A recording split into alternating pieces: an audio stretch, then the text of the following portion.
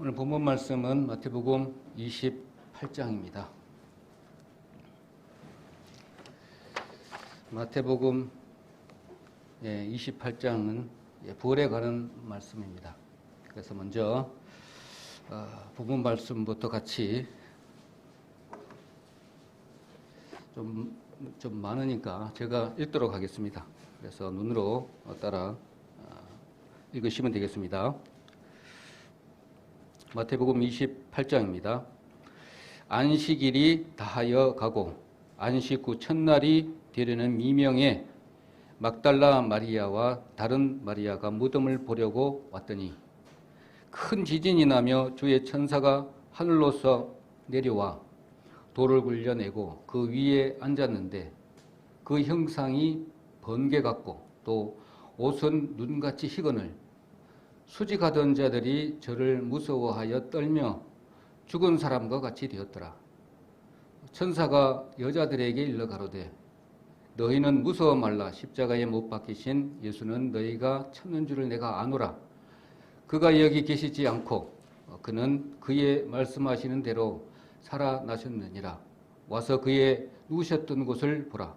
또 빨리 가서 그의 제자들에게 이르되 그가 죽은 자 가운데서 살아나셨고 너희보다 먼저 갈릴리로 가시나니 거기서 너희가 배우리라 하라.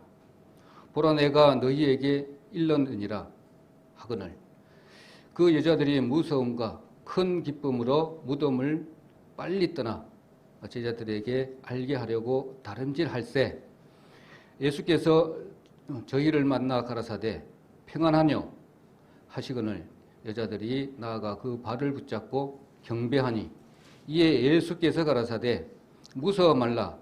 가서 내 형제들에게 갈릴리로 가라 하라. 거기서 나를 보리라 하시니라. 아멘. 이 본문 말씀은 예수님이 사랑했던 막달라 마리아와 또 야고보의 모친 마리아가 무덤을 찾아간 이야기입니다.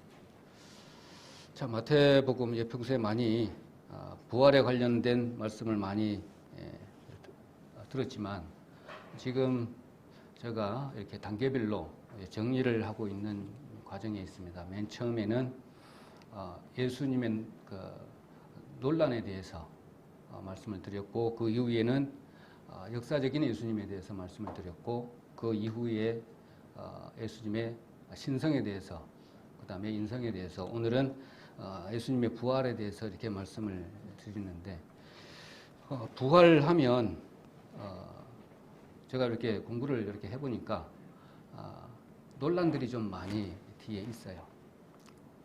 그렇지만 확실하게 또 밝혀지는 그런 부분도 있는가 하면 또 그렇지 않는 부분들도 많이 있는 줄 알고 있습니다. 그렇지만 우리가 부활에 대한 관련 말씀들을 많이 듣고 그 소망 때문에 우리가 이렇게 생활을 하고 그 소망 때문에 이 자리에 있고 모두들 다 전도에 힘쓰는 줄 압니다. 그래서 한 가지 좀 이렇게 구체적으로 해야 될 부분들을 정리를 하고 이런 부분이 좀 필요할 것 같다 이런 생각에서 그런 관점으로 좀 준비를 해왔습니다. 부활하고 그 다음에 소생 이런 부분이 있습니다. 근데 좀 비슷하지만 다르다는 걸 좀 이렇게 알 필요가 있을 것 같습니다. 그래서 소생은 우리가 잘 알고 있듯이 그 나사로가 죽었다가 다시 살리셨잖아요. 예수님께서. 그런 것과 마찬가지로 죽었다가 살리는 것을 소생이라고 합니다. 그런데 소생과 부활에는 살리는 것은 이렇게 같지만 살아나는 그 결과는 좀 다르다는 겁니다. 그것만 알고 계시면 되는데 부활은 그래서 살아나는 것은 같은데 그 다음에 살아난 결과가 다른데 그 변화되는 모습 부활은 살과 뼈가 있죠. 부활했는데 살과 뼈가 있어요. 그리고 신령한 몸입니다. 신령한 몸. 그리고 시간과 공간을 초월하는 몸. 우리가 잘 알고 계시잖아요. 그렇기 때문에 이 부활체의 모습은 우리가 좀 생각을 해볼 필요가 있죠. 한번 보면은 부활은 이렇게 부활의 몸은 썩지 않아요. 그 다음에 죽지도 않아요. 그 다음에 영원히 존재하는 그런 변화된 몸입니다. 그래서 부활체는 이렇게 보고 만질 수가 있죠. 보고 만질 수가 있어요. 그리고 부활했는데 그렇다는 겁니다. 그리고 하늘에 속한 자의 형상을 덧입었다. 이렇게 표현을 하고 우리가 그렇게 이해를 하고 있습니다. 그리고 썩지 아니할 영광의 몸이다. 그 다음에 다시 죽지 아니한다. 우리 성경 구절은 따로 말씀을 안 드려도 되겠죠. 자, 그래서 부활의 개념은 그 부활에 대한 변화, 이거는 기독교에서만 존재를 합니다. 다른 종교에는 없어요. 예를 들면 세계의 유명한 종교들 보면 유대교에도 유대교의 창시자가 아브라함이잖아요. 아브라함도 무덤이 있어요. 그리고 불교도 마찬가지입니다. 윤회설은 이렇게 있지만 부활의 개념은 없습니다.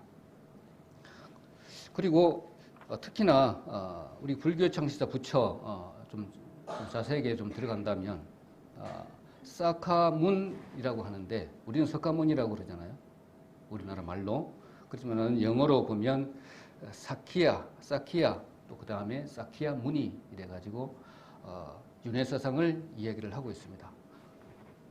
더 자세히 들어가 봐도 부활의 개념은 없다는 겁니다. 이슬람교도 마찬가지입니다. 이슬람교도 모하멧이라고 하는 부분 주후 632년에 2년 7월 8일에 죽었다고 기록을 하고 있는데 메디나라는 곳에서 죽었어요. 그런데 그것도 마찬가지로 하디스라는 그분들의 전통에 의해 보면 부활 사상은 없어요. 근데 부활 사상은 없는데 그 가브리엘 천사가 함께 승천해가지고 올라갔다 이런 기록은 있더라고요. 그렇지만 부활의 개념은 없습니다. 우리 힌두교도 마찬가지고요. 그 다음에 우리 유교도 마찬가지고 이란에서 특히나 잘 섬기고 있는 조로아스터교도 마찬가지고요. 그렇다 보면 공자도 무덤이 있고 노자도 무덤이 있고 부활하는 것은 없다는 겁니다. 유독히 기독교에만 유일하게 부활의 개념이 있습니다. 자, 그래서 예수님께서 직접 하시는 말씀이 있죠. 내가 부활할 거라 이런 겁니다. 자, 그것을 보면 부활의 개념이 얼마나 중요한 부분인지를 우리가 알 수가 있는데 특히나 내가 십자가에 못 박힌 후에 3일 후에 부활할 거라는 것이죠.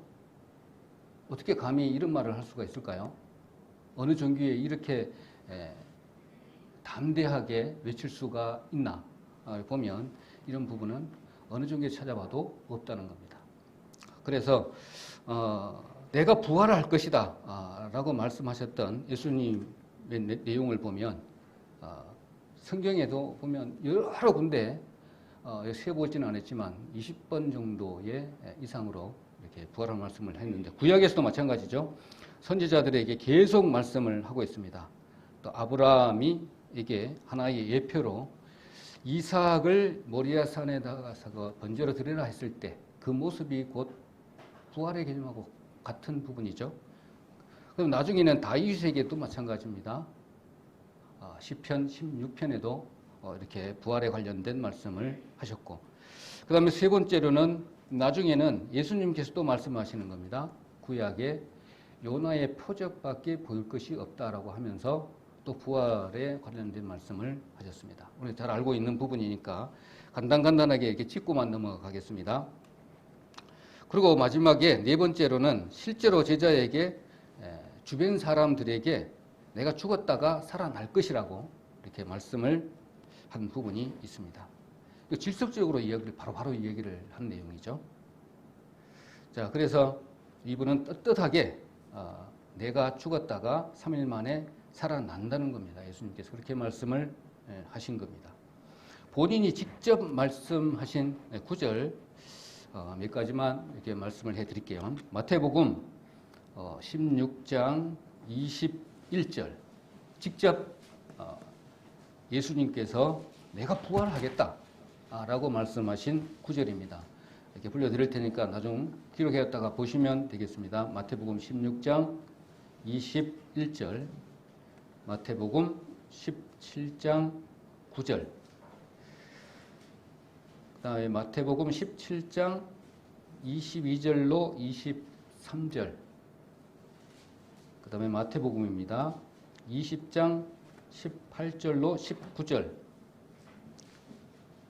마태복음 26장 32절, 마태복음 26장 32절, 마가복음에도 있습니다. 마가복음 9장 10절, 누가복음도 있습니다. 누가복음 9장 22절로 27절, 누가복음 9장 22절로 27절, 요한복음 마지막으로 요한복음 2장 18절로 22절, 여러 구절이 있는데 예수님께서 직접 내가 죽었다가 3일 만에 부활할 것이다 라고 기록한 성경의 구절입니다. 예수님이 이렇게 말씀하시고 진짜 이렇게 사셨잖아요. 그러니까 그 부분은 두 부분으로 이렇게 나누어서 이렇게 볼 수가 있습니다. 뭐냐면 우리 잘 아시고 있는 말씀 중에 막달라 마리아와 야고보의 모친 부분에 말씀한 것처럼 직접 눈으로 봤죠. 부활할 된 장면을 직접 보여주셨어요. 또 그리고 두 번째로는 엠마오로 가던 길에서 글로버와 또한 한 사람, 그 이름이 나와 있지는 않지만 그 두 사람에게 부활의 몸을 보여주셨어요. 그렇지만 부활의 몸을 옆에 있으니까 당장 알아보지는 못했습니다. 그러면 나중에 보니까 그때사 예수님인 줄 알고 알아보신 내용이 있습니다.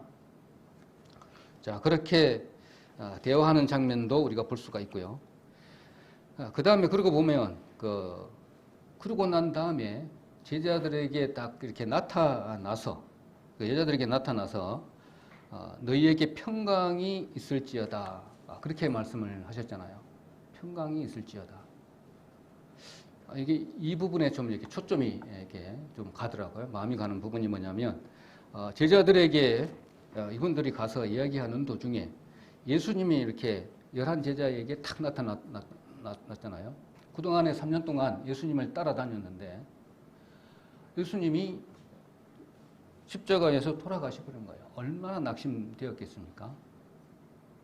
그리고 얼마나 걱정이 많았겠어요. 두려움도 있을 것이고 그 다음에 많은 좌절감도 느꼈을 것이고 또 이렇게 정말로 막 많은 것이 헷갈렸을 것 같아요. 말씀을 많이 들었지만 정리가 안 돼 있고 이제는 내는 그러면 어떻게 해야 되나, 그동안에 믿고 따랐던 제자들이 자 이렇게 복잡한 마음속에 있는 것을 주님은 아시고 부활하신 이후에 너희들에게 평강이 있을지어다 라고 이렇게 위로하는 부분이 정말 감동적이더라고요. 우리도 마찬가지잖아요. 많은 어려움이 있는 가운데 많이 이렇게 마음의 번민도 있고 많이 헷갈리는 부분, 이렇게 답이 안 나오는 그런 부분에 있어서 한 말씀을 딱 이렇게 주시게 되면 얼마나 마음이 후련한지 모릅니다. 그런 것처럼 마음을 꿰뚫어 보시고 이렇게 혼잡해져 있는 그 마음들을 이렇게 쭉 보시고 평강이 있을지어다 라고 하신 것이죠. 부활을 보고 평강을 찾으라, 이런 말도 되겠습니다. 그러면서 또 그것뿐입니까? 그런 마음에 혼동이 있었겠습니까? 이렇게 놀란 나머지 그러면 영이구나 하니까 예수님께서 또 영이 아니신 걸 또 보여주시잖아요. 무것을 생선을 배고프니까 생선을 좀 달라고 하니까 같이 드신 부분까지도 같이 드시면서까지도 그의 대답을 이렇게 해주시는 부분을 우리가 볼 수가 있습니다. 자, 그렇다 보면 도마에게도 마찬가지로, 의심 많은 도마에게도 마찬가지로 못자국을 보여주시고 창자국도 보여주시고 이러한 내용들을 이렇게 보면 부활의 그 의미를 정확하게 예수님께서 다 보여주신 것 같아요. 그래서 오늘 초점은 뭐냐면 왜 부활이 그렇게 중요한가? 전번 주에 우리 남장년 회 때 부활의 중요성을 말씀을 하셨는데, 그에 관련돼서 부활이 없다면 부활이 얼마나 중요한 것인지, 우리 기독교의 핵심이 부활이잖아요. 부활이 없다면 이게 얼마나 중요한 건지 모릅니다. 그래서 그런 초점에서 이렇게 생각을 해보시면, 다른 교회에서는 부활절이라 그래가지고 많은 행사도 하고 합니다. 주객이 바뀌고 또 형식에 그치면 큰 문제이겠지만 그렇게 아니기를 우리는 바라는 마음이죠. 그렇지만 우리는 그런 부활절은 생기진 않지만 부활의 그 의미는 우리 대세계에서 이렇게 하고 있잖아요. 자, 그런 부분을 생각하면서 말씀을 좀 같이 나누고자 하는 부분도 있습니다. 그래서 도마에게는 특히 믿음 없는 자가 되지 말라는 것이고 지적인 크리스찬이 되지 말라는 겁니다. 내가 보고 믿을래, 만져보고 믿을래. 그러면서 보지 못하고 믿는 것이 복되도다 하신 말씀이 여기에 있습니다. 그래서 그 이후에 또 갈릴리의 베드로와 또 제자들이 고기 잡는 부분에서도 우리가 잘 나와 있는 부분도 우리가 기억을 하고 있을 겁니다. 자, 그래서 예수님이 3일 만에 살아날 것이다. 이렇게 생각해 보면 그 안에 의미가 우리는 좀 생각해 볼 필요가 있죠. 왜 3일 만에 살아날 것이라고 선포하시는 말씀 중에 이렇게 할 수 있는 부분은 누구냐, 누가 할 수가 있느냐, 이 말을 그렇게 생각해 보면 우리가 알 수 있습니다. 그냥 우리 부활하면 다 믿잖아요. 근데 자세하게 들어가 보면 정확하게 이렇게 마음의 정리가 안 되는 부분을 생각할 수가 있습니다. 그 한마디로 간단하게 본다면은 내가 3일 만에 일어날 것이다라고 큰 소리 치는 그 배경에는 내가 하나님이시다는 겁니다. 내가 하나님이시다. 그리고 하나님이면 창조주다라는 겁니다. 모든 사물을 지으신 분이기 때문에 우리의 생사화복을 주관하시는 분이시다라는 겁니다. 내가 3일 만에 부활할게. 이렇게 선포하는 부분의 그 내면에는 이런 부분이 잠재져 있다는 겁니다. 내가 죽었다가 살아나는 거 하나님이신데 못할 건 뭐 있습니까? 하나님 보서는 당연한 것이잖아요. 사람을 죽이고 살리는 거. 이 세상 만물, 우주 만물을 지으신 하나님이 무엇을 못하시겠습니까? 그리고 가만히 좀 생각을 해보니까 이런 부분이 있잖아요. 창세 이전에 사람을 짓기 이전에 또 하나님이 계셨어요. 그 능력의 하나님께서 사랑의 대상으로 내지는 하나님의 일의 동력자로 만들기 위해서 피조물이기 때문에 이런 과정이 필요해서 시간적인 공간을 만들기 위해서 1층천, 2층천, 3층천을 만들어서 우리가 거할 수 있는 이 지구를 만들어서 여기에 두시고 하나님의 자녀를 만들기 위해서 이루어져 가는 당연한 이 과정이라는 겁니다. 하나님의 보시기에는. 우리는 힘들지만 피조물이기 때문에 힘들어요.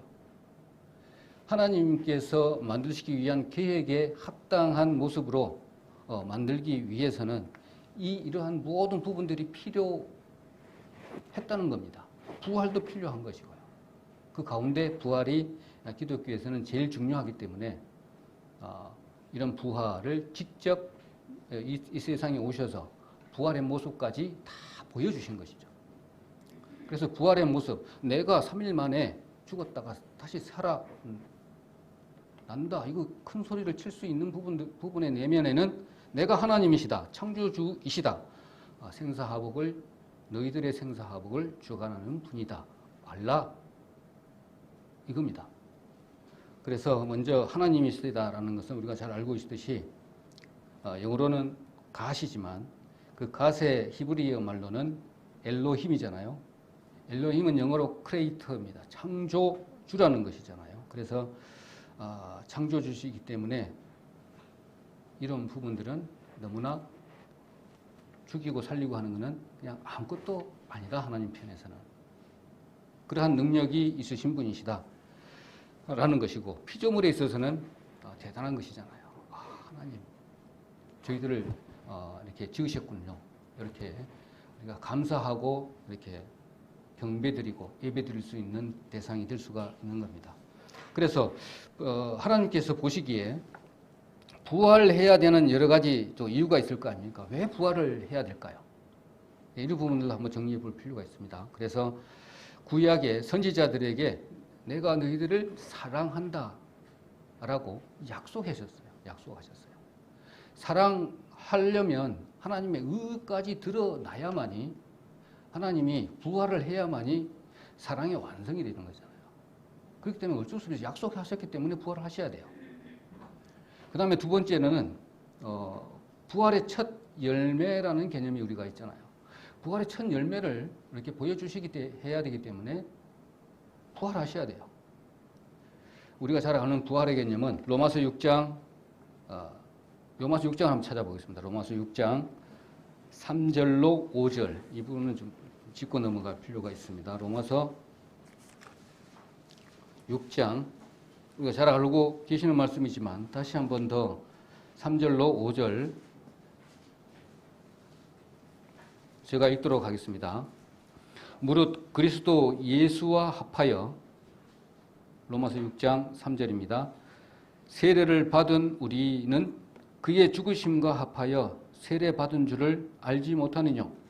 그러므로 우리가 그의 죽으심과 합하여 세례를 받음으로 그와 함께 장사되었나니 이는 아버지의 영광으로 말미암아 그리스도를 죽은 자 가운데서 살리심과 같이 우리로 또한 새 생명 가운데서 행하게 하려 함이니라.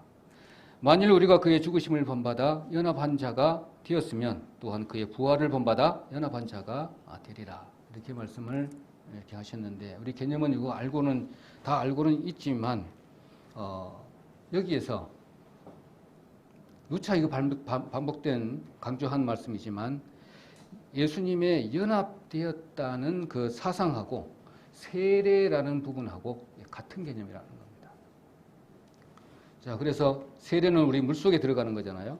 그래서 세례는 내가 예수님과 하나이기 때문에 예수 안에서 내가 하나님의 그 예수님의 자녀가 되었기 때문에 과거에 지었던 모든 죄가 예수님 속에 있기 때문에 예수님이 못 박아버렸잖아요. 십자가에 못 박힌 것과 마찬가지라는 겁니다. 예전에 우리 목사님께서 얘가 저 같은 경우에 그렇게 잘 이해를 했어요. 연합했다는 것은 예수님이 십자가에서 못 박히셨잖아요. 내가 눈을 마주 잡고 이렇게 합해져 있는 상태. 오랫동안 있으면은 이 죽음이 나에게로 전가돼서 같이 죽는 거잖아요. 며칠 되는지는 모르지만 같이 죽었어요. 이 같이 연합된 이 예수님과 나가 연합된 이 부분에서 못이 박히고 장사되고 다시 부활했다는 개념. 그것이 아담과 하와에서부터 시작이 됐다는 거. 근데 그보다 더 앞서서 창세 이전에 그것을 벌써 계획을 하셨다는 겁니다. 그것이 계속 내려오고 했다는 겁니다. 그래서 지금 이 부활의 개념은 우리가 예수님과 합해졌다, 연합됐다. 세례의 개념도 동일한 말씀입니다. 세상과 단절된 그런 부분도 의미를 하지만 그 내면에는 예수님과 같이 연합돼서 세례와 같은 사상으로 우리의 모든 죄가 못에 박힌 거고 죄가 이게 묻어버린 것이죠. 자, 그렇다면 예수님이 죽고 난 이후에 부활을 안 하셨다라면 우리 죄가 죄로 말미암아 죽었어요. 그러면 죄가 모든 가운데 그대로 있는 겁니다. 그래서 나중에 부활해 버렸기 때문에 우리 죄가 탈탈탈탈 털고 새로운 모습으로 다시 태어난 것이죠. 이게 얼마나 귀한 것인지 모릅니다. 말씀으로만 그런 것이 아니라 죄의 덩어리인 이 죄의 덩어리가 죽어서 장사되고 땅으로 가버리고 다시 부활했기 때문에 그 죄가 이미 땅에 다 묻어버리고 죄가 없는 몸으로 부활한 것입니다.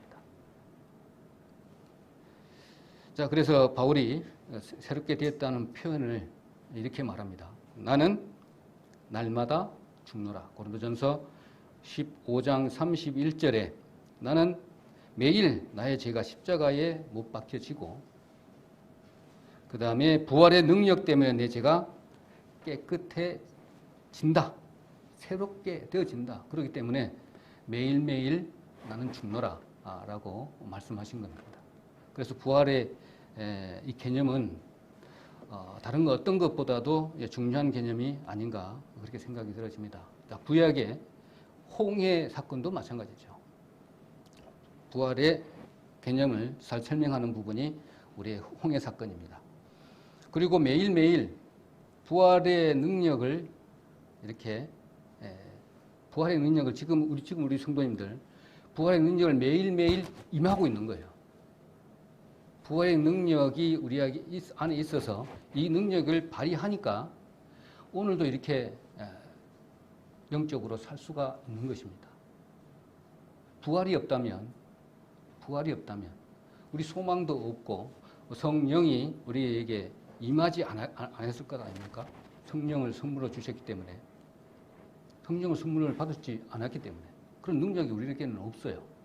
부활의 능력이 있기 때문에 우리가 이 자리를 지킬 수가 있는 거고 이 믿음을 지킬 수 있는 거고 소망이 우리 마음 가운데 여전히 있기 때문에 그 힘으로 우리가 살아갈 수 있게 되는 것이죠. 그래서 예수님이 내가 왜 부활을 해야 되는지를 계속 이렇게 강조를 하고 있는데 아까 말씀드린 것처럼 하나님이시다라는 거고 구약의 선지자를 비롯해서 내가 약속했기 때문이다 라는 겁니다. 그리고 세 번째로는 이 부활의 능력으로 인해서 역사하지 않으면 우리 하나님 편에서 내가 만들어 놓은 내가 지은 이 사람들 사랑하는 사람들이 살아가지를 못하기 때문에 능력으로 살아가기 못하기 때문에 이렇게 부활의 능력을 주셨다는 겁니다. 그래서 크리스찬들에게 매일매일 짓는 원죄 말고요. 매일매일 짓는 그 죄를 씻을 능력은 부활의 능력밖에 없다는 겁니다. 그래서 크리스찬들에게 우리 성도님들에게 부어주시려고 힘을 부어주시려고 부활의 능력을 부어주시려고 내가 부활해야만 했다는 겁니다. 부활해야만이 너희들이 내가 하나님이다 라는 것을 알 수 있을 것이고 그 다음에는 그 구약에 내가 다 약속했기 때문에 그렇다. 그러면 구원받은 성도들에게 부활의 능력을 부어주시려고 내가 부활을 했다라는 겁니다. 그럼 우리 성도님들 이 시간 이후에 딱 돌아가시게 되면 어디로 갑니까? 이 세상에 끝남이 되면 우리 몸이 무덤으로 가잖아요. 그 순간에 무덤으로 가는 순간에 우리는 변화를 받아서 부활을 해서 낙원으로 가게 되잖아요. 낙원으로 이렇게 해서 가게 되는데 우리 그 부활의 소망을 우리에게 주시려고 주님께서 부활해야만 했다는 겁니다. 그래서 부활의 소망은 우리에게 주시려고 했기 때문에 어떤 부분에서 부활의 소망도 많이 강조하는 부분을 봅니다. 그래서 구원받은 이 소망 하나 가지고도 큰 능력을 바라는데 특히나 부활 신앙을 제대로 가진 분들 보면 또 그것도 못지않게 큰 힘을 바라고 이렇게 충성된 이렇게 신앙생활을 하는 모습을 보면 동일하지 않는가 그런 생각도 이렇게 해봅니다. 그래서 부활 신앙이 있었기 때문에 우리도 마찬가지잖아요. 부활 신앙을 믿기 때문에 구원받은 것을 감사하고 느끼고 또 새로운 그 힘으로 이렇게 신앙생활을 하는 것이죠. 또 순교 당하시면서 우리 순교를 당할 때 우리 선지자들 보면 어떤 힘으로 그 순교를 당했을 만큼 그렇게 지켰을까라고 생각해 본다면 그들도 마찬가지로 그들이 믿었던 것들도 우리가 믿고 있는 것처럼 나중에 죽게 되면 그냥 땅에 묻히는 것이 아니라 아까 말씀드린 것처럼 부활체 모습으로 변화된다는 것을 봤던 것입니다. 그걸 제대로 본 사람이 어떻게 죽음을 두려워할까요? 어떻게 세상의 어떤 권력이나 어떤 명예나 이런 것들에 휘둘릴까요? 휘둘릴 수가 없는 것이죠. 사자 앞에 담대히 나가서 죽을지언정 찬송을 부르고 또 불에 태워서 죽고 이러한 부분들이 우리 역사를 통해서 잘 알고 있는 부분이잖아요. 그런 부활의 능력, 그 힘, 어떤 부활의 파워라고 할 수가 있는가? 이런 부분이 있기 때문에 우리가 담대하게 갈 수 있는 거 아닌가 이런 생각을 해봅니다. 그래서 성경에 보니까 예수님 부활의 증거자들을 보니까 특히나 누가복음을 쓴 누가도 마찬가지로 많은 증거를 했다고 했는데 누가가 사도행전 1장 3절 이건 한번 볼까요? 사도행전 1장 3절은 같이 한번 보도록 하겠습니다. 사도행전 1장 3절 사도행전 1장 3절에 자, 제가 읽도록 하겠습니다.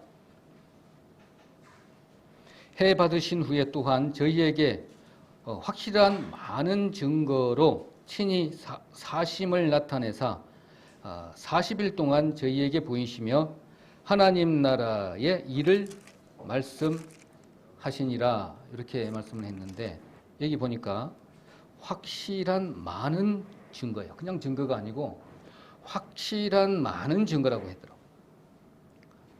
그래서 누가는 예수님의 부활을 증거자로서 확실한 많은 증거들을 눈으로 다 봤어요. 그래서 그걸 보니까 원어에 보니까 증거는 헬라 그 원어로 보니까 테크네리온 했는데 이 말은 증거라는 말인데요.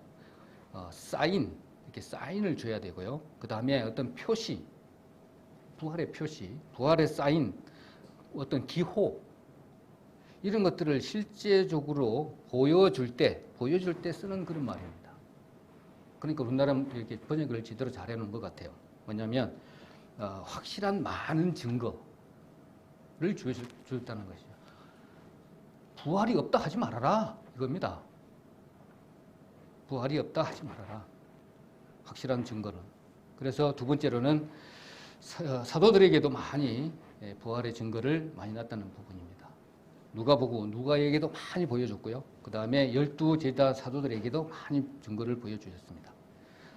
1장 22절에도 보면 부활의 증거들을 많이 보여준 것이 있습니다.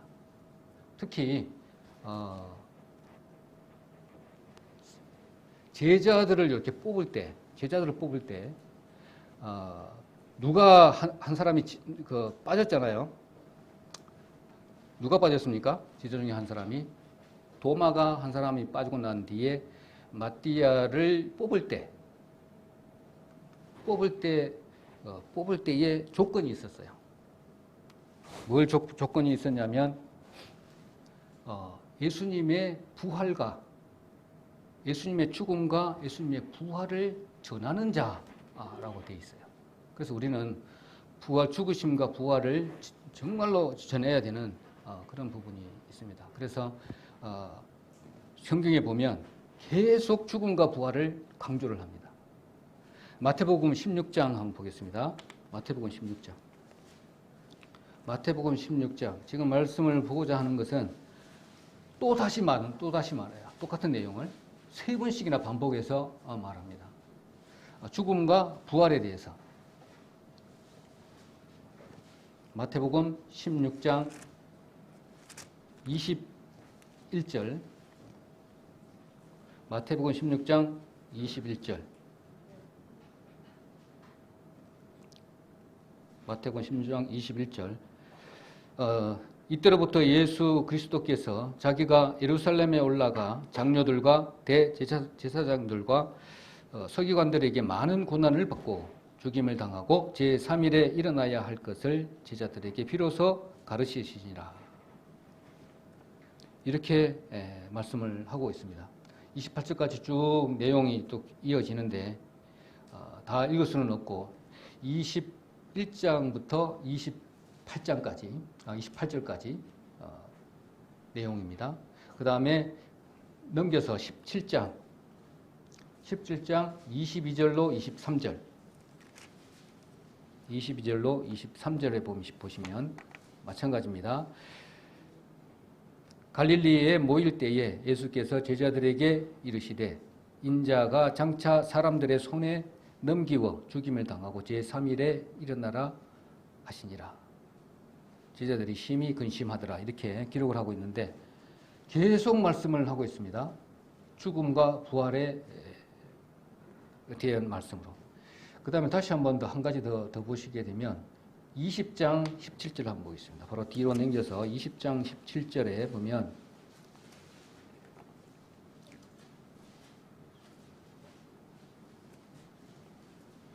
세 번째로 17장에서 19절로 예수께서 예루살렘으로 올라가려 하실 때에 12 제자로 따로 데리시고 길에서 이르시되 보라 우리가 예루살렘으로 올라가노니 인자가 대제사장들과 서기관들에게 넘기움에 자기가 죽기로 결단하고 이방인들에게 넘겨주어 그를 능욕하며 채찍질하며 십자가에 못 박게 하리니 제3일에 살아나리라. 계속 세 번에 걸쳐가지고 동일한 말씀을 또 반복해서 말씀하신 부분이 나옵니다. 자, 그 이후에 12 제자들에게 계속 말씀하는 거, 베드로에게도 말씀했잖아요. 그 이후에는 베드로에게도 말씀했고, 그 다음에 바울에게도 사도행전에 보면 계속 말씀을 하고 있습니다. 특히 고린도 교회의 사람들이 이 부활을 그렇게 말씀을 이렇게 했는데도 불구하고 부활을 부인하는 사람들이 있으니까 고린도 전서 15장에 이 말씀을 사도 바울이 기록을 한 부분이 있습니다. 여기에 보면 자 고린도전서 15장 3절로 4절 한번 보겠습니다. 이거는 봐야 되겠습니다. 고린도전서 15장 3절로 4절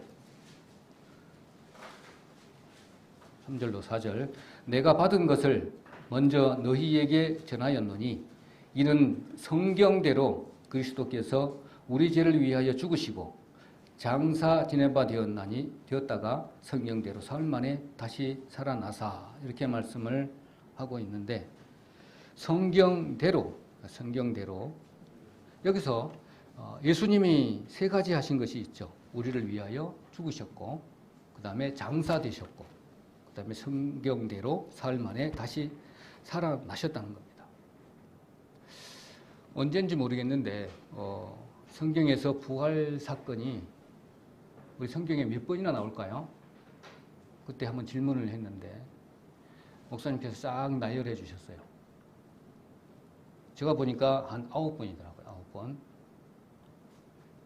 구약에 보니까 구약에 한 3번 있어요.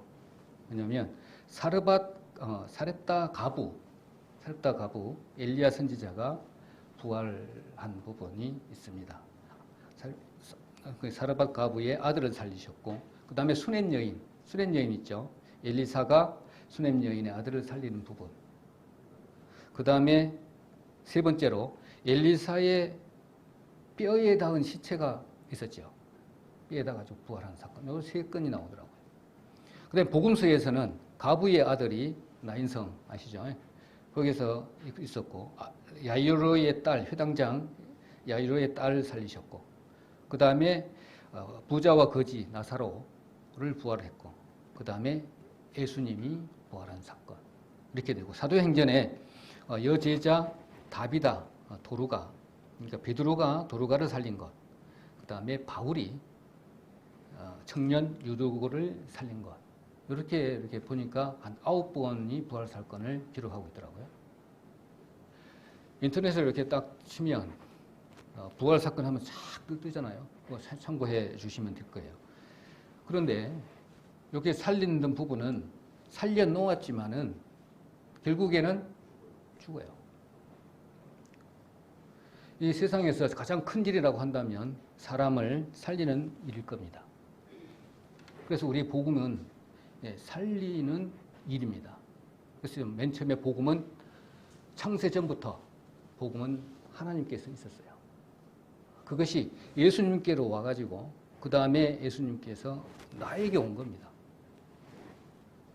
그러니까 이것을 복음을 나에게까지 온 복음을 경히 여긴다든지 오늘 부활을 통해서 더 깊이 있게 내 것으로 생각을 하지 않으면 안 되겠다 이런 생각도 한번 해봤어요. 묵상 가운데. 그렇다면 만일에 부활이 없다면 고린도전서 15장 13절로 19절 우리 잘 알고 있는 내용입니다. 만약에 부활이 없다면 자 무엇이 헛겁니까? 첫 번째로 전파하는 것이 헛거예요. 그 다음에 두 번째로는 우리의 믿음도 헛것이에요.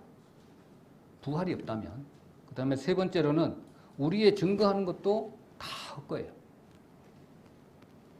그리고 부활이 없으니까 무덤에 이렇게 아직까지 장사되어 있으니까 우리는 여전히 죄 가운데 있는 거예요. 죄를 털지는 못했어. 여전히 죄 가운데 있는 거예요. 그래서 부활을 믿지 않으면 여전히 나는 죄 가운데 있기 때문에 부활 소망이 얼마나 중요한 것인지 우리가 알 수가 있습니다. 그 다음에 만약에 부활을 믿지 않는다 라고 한다면 이것같이 불쌍한 것이 없다라고 말씀을 우리는 잘 알고 있습니다. 내가 죽는 순간에 변화체로 이렇게 변화가 돼서 이게 나원에 갑니다. 우리가 그렇게 알고 있어요. 그렇게 믿고 있고 그것이 우리가 산 소망이고 우리의 믿음이고요. 우리 전하는 목적이고 그런데 우리가 부활을 지금 정말로 믿습니까? 우리 성도님들? 아멘 되시나요? 이게 가장 중요한 것 같아요. 깊이 생각을 안 하면 정말로 이것이 희미해져 버리면 이것이 부활 소망이 희미해지면 우리가 맨 처음에 제가 말씀드렸던 것처럼 그 논란이 있었잖아요. 맨 처음에 했던 것. 거의 항상 이렇게 희미해졌을 때 사단 마귀가 그 틈을 타서 우리를 공격을 해요. 항상 그 역사적으로 보면 그랬습니다. 신성에 살짝이 좀 희미해져 있으면 신성을 파고 들어가서 확 꼬아놓고 인성에 대해서 확 꼬아놓고 마지막에는 이제 부활에 대해서 확 꼬아놓아요.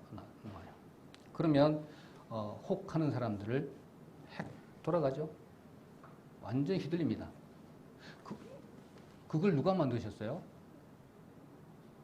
그렇게 하는 것도 하나님이 그렇게 하셨다니까요. 왜 그러시죠? 왜 사단을 만드셨어요? 그것을 아셔야 되잖아요. 우리가 왜 이렇게 힘들게 하는가? 그것을 우리가 제대로 부활 사건을 통해서 우리가 아셔야 됩니다. 제가 그거는 좀 뒤에 나오지만 제가 말씀을 좀 드릴게요. 그리고 부활을 이렇게 믿었기 때문에 바울도 마찬가지고 베드로도 마찬가지고 12제자들이 그 고난 같은 고난을 받으면서 목숨을 내놨던 겁니다. 거꾸로 뒤집어서 십자가에 죽고 불에 타 죽고 작두에 목이 잘려서 죽고 이렇게 당했던 것이죠. 그래서 그 유명한 1세기, 2세기 때 그 교부들이 있잖아요. 교부들이 그것을 다 받아서 그렇게 다 살아왔던 부분이잖아요.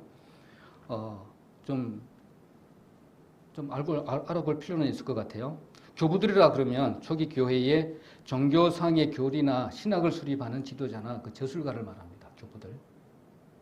그런 부분들 뭐냐면 이그나티우스, 폴리캅, 저스틴 마터, 그다음에 테툴리안, 이레니우스, 오리겐, 카타콤은 알잖아요. 바타콤의 많은 크리스찬들이 여기에 다 해당합니다. 부활의 능력, 부활을 체험을 하고 변화체가 변화돼서 그런 모습으로 변화될 거라고는 알기 때문에 이렇게 목숨을 내놓고 이렇게 증거했던 사람들입니다. 얼마 전에 며칠 전이네. 김남일 형제 아시잖아요. 항상 내가 딱 시간이 있을 때쯤 전화를 와요.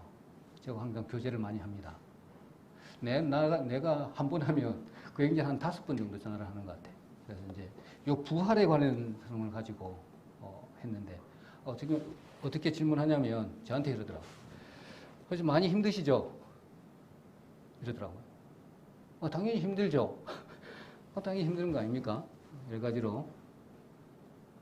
근데 내가 부활을 이것을 준비해서 그런지는 모르지만 이렇게 교제를 했습니다. 뭐냐면 바울도 죽는 것이 낫다고 그랬는데 무슨 고민거리가 우리에게 있겠느냐는 거예요. 우리가 살고 있는 것은 주님께서 건강을 유지하고 있는 것은 저 한 사람, 두 사람, 내 옆에 있는 사람을 구원하기 위한 것이잖아요. 우리 체력을 중정하는 것도 마찬가지고, 이게 말씀을 배우는 것도 마찬가지고, 옆에 죽어가는 영혼을 살리기 위한 목적이라는 것입니다. 그렇지만 내가 지금 당장 죽어도 여한이 없다는 겁니다. 그렇게 교제를 했어요. 가만히 보니까 그 말이 맞잖아요. 우리가 살아있는 부분은 이미 부활체로, 지금 현재 부활의 능력으로 살아가시는 부분입니다. 우리 성도님들은 이미 천국에 와 있는 것이죠. 체험을 하고 있는 것입니다. 이미 아직 그런 개념으로 그렇게 이렇게 살고 계시는 부분입니다. 그렇지만 우리가 육체를 입고 있기 때문에 힘들고 고민거리가 있고 이런 부분들도 주님이 다 아세요. 그거 다 허락하신 거라니까요. 그렇지만 우리 생각하고 있고 그 마음, 우리가 예전에 그 마음 분별하라고 해서 내가 말씀을 드렸지만 이 마음의 움직임이 오로지 하나님께 향하도록 이렇게 하기 위해서라는 것입니다. 다른 사람 사랑하지 말라는 거예요. 하나님은 나를 사랑하라는 것이죠. 나를, 창조주를 사랑하라 이겁니다. 그런 의미에서 이 창조주, 부활 이런 개념이 정말로 중요하기 때문에 이 말씀을 좀 강조해 봅니다. 그리고 우리 공중재림 이 부분은 우리가 잘 알고 있기 때문에 데살로니가전서 4장 13절로 17절인데요. 이 부활의 시기 우리는 알 수 있잖아요. 부활의 시기 세 번에 걸쳐서 말씀을 했는데 이것만 기록하면 되잖아요. 부활의 시기 마지막 날이라고 해서 요한복음 6장 39절로 44절 부활의 시기입니다. 마지막 날 이렇게 해가지고 돼 있고 그 다음에 주의 강림할 때 데살로니가전서 4장 13절로 18절 있고 그제 마지막 나팔 소리가 날 때 고린도전서 15장 51절로 55절 이 세 가지가 부활의 시기입니다. 이게 소망이 있어요. 자, 그래서 영원히 멸망하는 사람들이 우리는 아니라는 겁니다. 자는 자들에 관하여 오늘 아까 데살로니가전서 4장 13절 17절 우리 잘 알잖아요. 자는 자들에 관하여는 너희가 모르는 것을 원치 않는다 할 때 그 자는 자들이라고 했을 때 하는 겁니다. 그래서 멸망한 자들이 우리는 아니라는 겁니다. 자고 있다고 표현했지만 이미 우리는 낙원에 가 있다는 겁니다. 하나님 편에 봤을 때. 그래 그런 자는 자들이 나중 부활해가지고 이렇게 강림하실 때에는 데리고 오시겠다라는 겁니다. 그래서 우리는 이거 소망이 있기 때문에 우리가 담대히 어려운 가운데 있지만 이렇게 살아가는 줄 우리가 알고 있습니다. 거기서 부활해서 혼인잔치 밑에서 끌어올려서 같이 혼인잔치하는 그 부분들도 우리가 잘 알고 있지만 이 소망을 가질 수가 있는 것이죠. 그래서 과거에 2000년 동안에 우리 예수님의 부활을 부인했던 사건들도 우리 한 두 가지 됩니다. 부활이 없다라고 한 부분은 고린도전서 15장 12절로 13절, 35절에 부활이 없다고 한 얘기 성경 구절이 있습니다. 부활이 없다. 고린도전서 15장 12절로 13절, 35절에 기록하고 있어요. 두 번째로 부활이 이미 지나갔다 라고 기록한 부분이 있어요. 디모데 후서 2장 18절입니다. 이렇게 하는 무리를 위해서 사도 바울이 부활에 대해서 고린도전서 15장을 기록을 한 것입니다. 그렇다 보면 적절치 못한 지금 현재에도 이론들이 많이 있어요. 적절치 못한 이론들을 한번 보도록 하겠습니다. 우리 성도님들께 한번 물어볼게요. 뭐냐면 저도 한번 이렇게 자문을 해봤는데 지금 이 시대에 이런 부활의 개념을 가지고 나에게 유혹에 오는 그런 느낌을 받나요? 사단 마귀는 자기 때가 마지막 때가 이럴 때 강력하게 역사한다 했는데 지금 나에게 그런 것들이 이렇게 오는지 느낌이 참 유혹을 정말 말씀을 보다 보면 느끼잖아요. 다른 생각도 들고 또 교제를 하다 보면 이런 부분에 있어도 불구하고 유튜브를 보면 또 그런 부분도 있고 반드시 이렇게 부분을 잘 하셔야 됩니다. 이렇게 조심하셔야 된다는 겁니다. 조심. 자, 이렇게 들어야 적절치 못한 몇 가지 이론을 제가 이렇게 보여드리면 첫 번째로는 기적이론입니다. 기적이론. 기적이론은 예수님이 십자가에서 죽으신 것이 아니고 기절했다는 겁니다. 이렇게 얘기하는 사람도 있어요. 그러니까 기절했다가 아리마대 요셉의 무덤에 가서 잠시 좀 찬바람 쐬고 이러니까 다시 살아났다는 겁니다. 기적적으로 살아났다는 겁니다. 그래서 기적이론. 그 다음에 두 번째로는 절도이론이 있어요. 절도이론. 예수님의 육체를 절도당했다는 겁니다. 도둑당했다는 겁니다. 예, 실제로 훔쳐갔다는 거죠. 로마 군에 그런 이야기가 퍼진 것도 있죠. 그렇지만 그럴 수 없다는 거 우리가 알고 계시잖아요. 도망가기도 바쁜데 어떻게 그걸 가져가겠습니까? 절도이론 두 개 있고 세 번째로는요. 환상이론이에요. 환상이론. 사람들이 예수님이 죽었는데 착시를 일으켜서 부활하는 것처럼 환상으로 봤다는 겁니다. 말도 안 되는 것이죠. 이런 이론은 미국에서 많이 이루어지고 있습니다. 힘이 있어요. 미국에서는 힘이 있답니다. 이게 우리나라에는 그런 것이 없지만. 네 번째로는 빈무덤 이론입니다. 빈무덤 이론. 부활에 관련된 부분. 빈무덤 이론인데 막달라 마리아 제자들이 보니까 이게 무덤을 잘못 택했다는 겁니다. 엉뚱한 무덤에 가서 찾았다는 겁니다. 이렇게 해서 사람들을 현혹을 합니다. 요즘에는 예수님 무덤을 봤다. 무덤이 있다. 이렇게 해가지고 난리죠. 이렇게 부활에 관련된 내용들은 정말로 그렇습니다. 그래서 우리가 제대로 부활에 관련된 다른 교회들은 부활절이라 해가지고 부활절 예배, 칸탄타, 음악부터 시작해가지고 계란을 어떻게 하고 난리죠. 특별 예배도 하고 그다음에 특별 헌금도 하고 이런 부분들이 많이 있습니다. 그런데 부활에 관련된 가장 기본적인 핵심은 빠져버리고 거칠에만 거창합니다.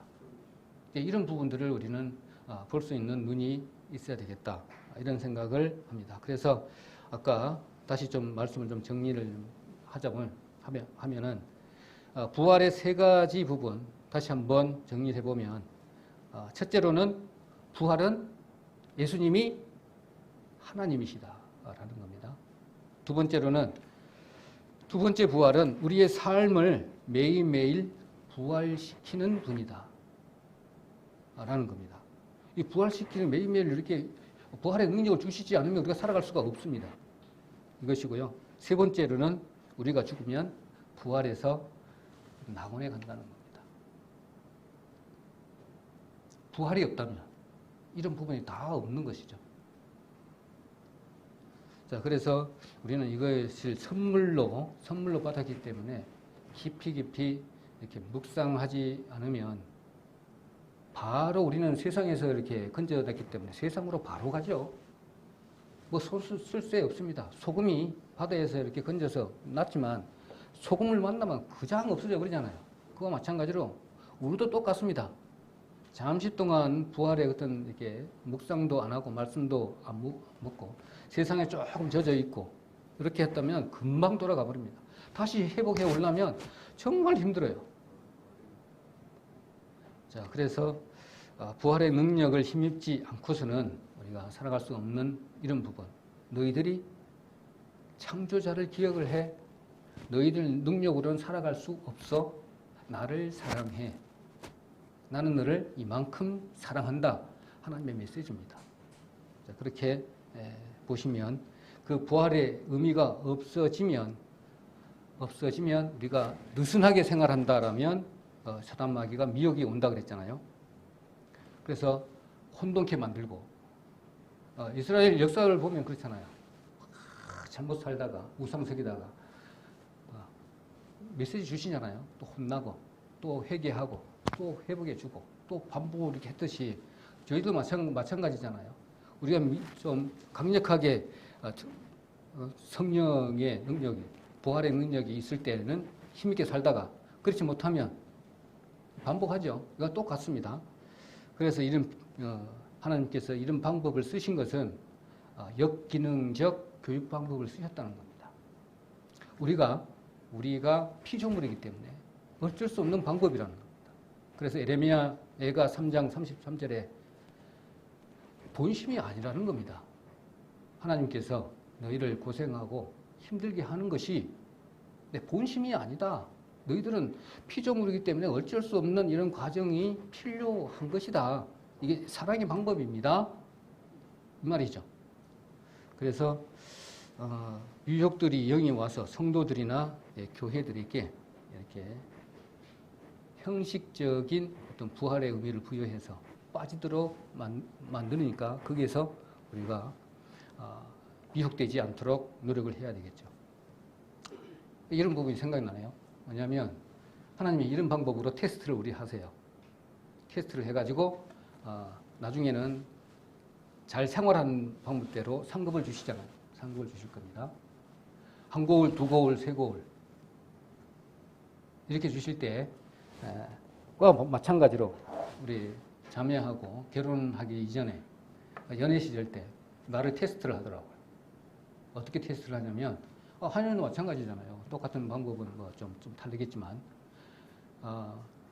우리 장인 어르신이 술을 너무 좋아하셔가지고 술에 완전히 술 먹는 것에 완전히 그냥 학을 뛴다. 그러다 보니까 이 사람이 술을 술주정뱅인지 아닌지 술 먹으면 어떤 변화가 있는지 이제 보고 내가 어떻게 판단하겠다 이런 테스트인 거예요. 그래서 어떤 도구를 썼냐면 일단은 술을 썼고요.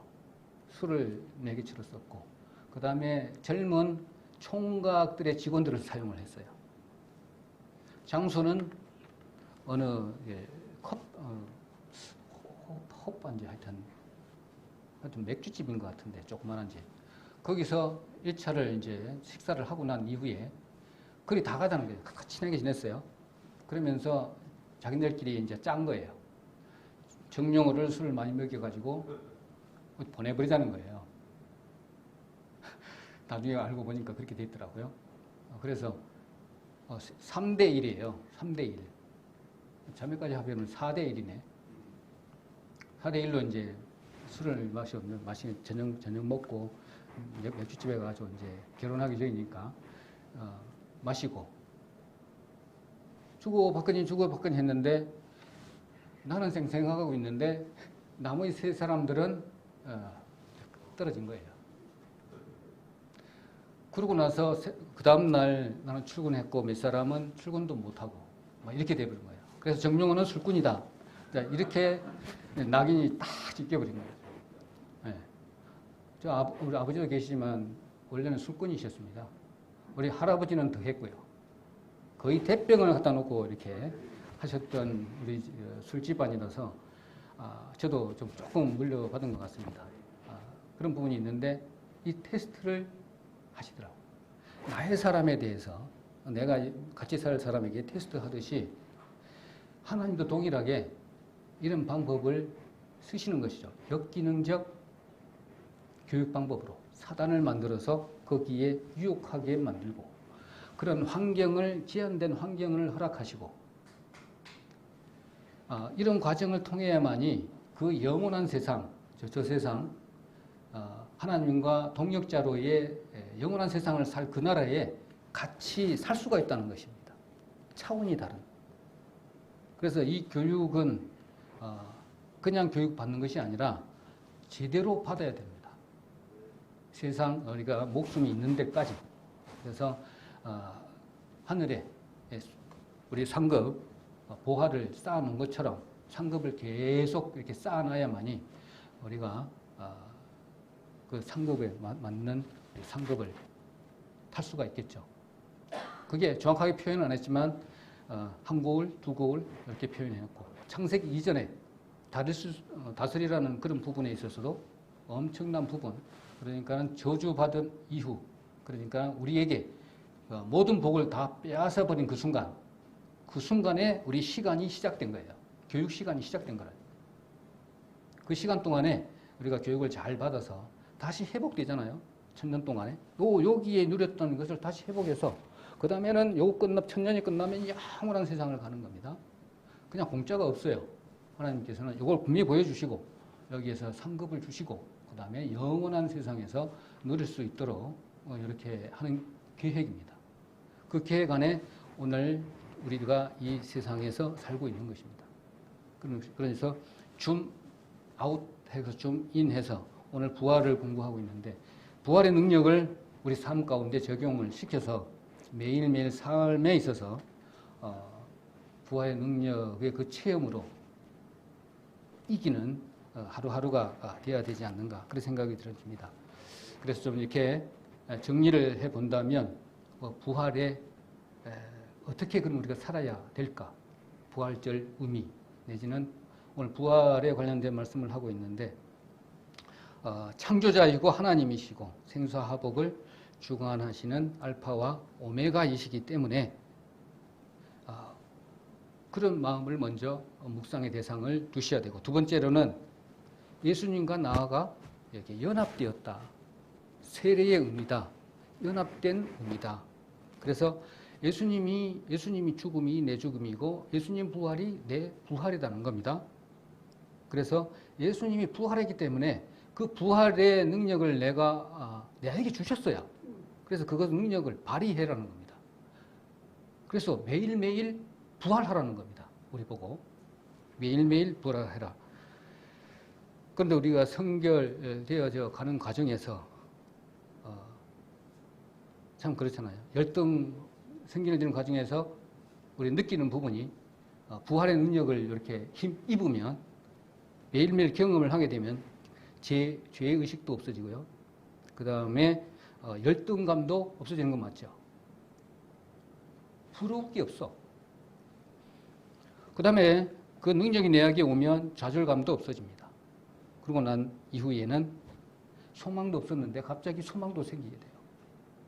부러울 게 없어지는 것이죠. 그래서 근심, 걱정, 초조, 절망, 불안 이런 것들이 싹 바뀌어서 새 소망이 되고 그 다음에 새 믿음이 우리에게 딱 오죠.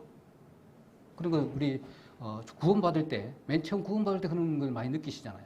지금은 점점 좀 희미해졌지만 아무튼 그 회복을 다시 십자가에 다시 밑으로 들어가는 부분으로 우리 표현을 했지만 그 부분은 똑같잖아요. 우리도 다시 이 부활의 관련된 부분을 다시 십자가 밑으로 또 이렇게 적용을 해서 그렇게 우리가 다시 일어날 수 있는 계기가 됐으면 좋겠다. 그래서 그리스도께서 다시 사신 것이 없으면 너희 믿음도 헛것이다.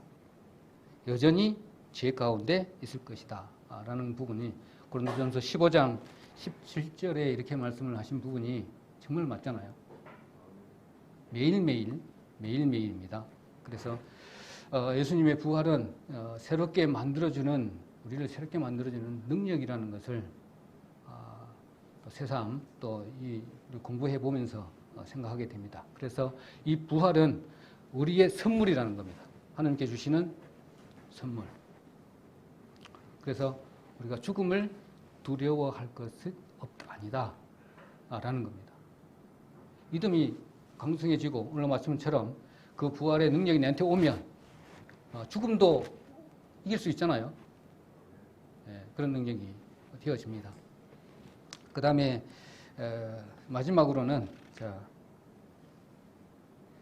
매일매일 부활하는 날이 매일매일 변화시키는 날이에요. 부활이 우리가 매일매일 변화시키는 날, 우리가 새롭게 되는 날. 매일매일 우리 새롭잖아요. 그렇게 생각하시죠, 이제.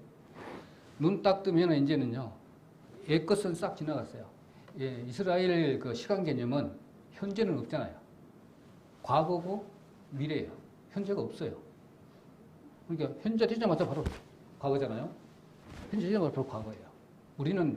우리의 현재는 언제부터 언제까지입니까? 이 하루입니까? 아니잖아요. 막 지나가는데.